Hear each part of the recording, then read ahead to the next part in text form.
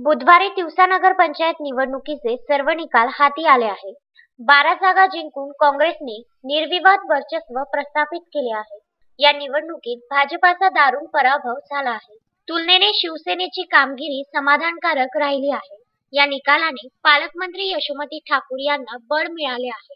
नगरपंचायत निवडणुकीच्या मतदानाची मतमोजणी बुधवारी सकाळी 10 वाजता सुरू झाली. अवघ्या 1 तासात 17 जागांचे निकाल हाती आले. त्यात 12 जागा जिंकून काँग्रेसने स्पष्ट बहुमत मिळवले असून गेल्या निवडणुकीपेक्षा 3 जागा जास्त जिंकल्या आहेत. शिवसेनेला 4 जागा तर वंचित बहुजन आघाडीला 1 जागेवर समाधान मानावे लागले. विशेष म्हणजे भाजपाला येथे आपले खातेही उघडता आले नाही. राष्ट्रवादी काँग्रेसची ही स्थिती आहे. यावेळी काँग्रेसच्या कार्यकर्त्यांनी मोठ्या प्रमाणात जल्लोष सुरू केला आहे. माझ्या अपेक्षेने अजून 2 सीटा 3 सीटा तरी अजून यायला पाहिजे होत्या, पण असो, जे झालं ते चांगलं झालं. आम्ही नेहमीच सातत्यानं विकासात्मक राजकारण केलेलं आहे आणि पूर्ण आयडिओलॉजिकली आम्ही नेहमीच चालायचा प्रयत्न करतो. मागच्या 10 वर्षांमध्ये तिवसा शहर आपण जर बघितलं किंवा तिवसा विधानसभा बघितलं तर मोठ्या प्रमाणामध्ये डेव्हलपमेंटल वर्क्स या ठिकाणी आम्ही केलेले आहेत. तर भातकुली नगर पंचायतीमध्ये आमदार रवी राणा यांनी पुन्हा सत्ता कायम राखली असून 17 पैकी 9 जागेवर युवा स्वाभिमान पार्टीचे उमेदवार निवडून आले आहेत. निकाल जाहीर झाल्यानंतर युवा स्वाभिमान पक्षाच्या वतीने जल्लोष करण्यात आला. जनतेने पुन्हा एकदा विकासाला साथ दिली. त्यामुळे युवा स्वाभिमान पार्टीला मागील वेळेपेक्षा यंदा 2 जागा मतदारांनी जास्तीच्या निवडून दिल्या.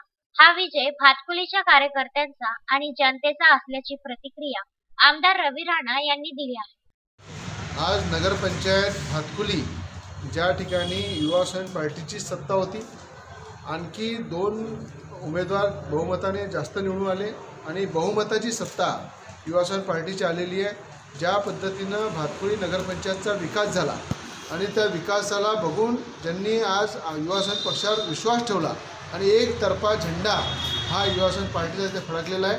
हा सगळा विजय तिथल्या कार्यकर्त्यांचा, तिथल्या जनतेचा हा विश्वास आहे आणि त्यांच्या विश्वासाला खऱ्या अर्थानं विजयाचा झेंडा युवा स्वाभिमान पार्टीचा पुन्हा फडकला आणि त्या ठिकाणी महाविकास आघाडीचा सुपडा साफ झालेला आहे. त्या ठिकाणी महाविकास आघाडीचा सुपडा साफ होऊन त्यांनी पूर्ण ताकद लावली, पण जनतेने विकासाला संधी दिली, विकासाला साथ दिली, युवा स्वाभिमान पार्टीला साथ दिली आणि पालकमंत्री यशोमती ठाकूर जिल्ह्यामध्ये असताना त्यांनी पूर्ण ताकद लावल्यानंतर तिथे फक्त काँग्रेसची 1 सीट आली. शिवसेनेचा पराभव झाला.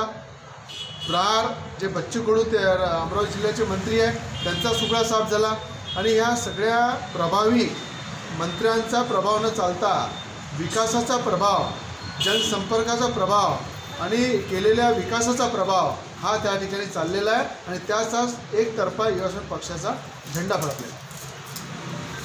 Vidarbha news bureau, Amravati.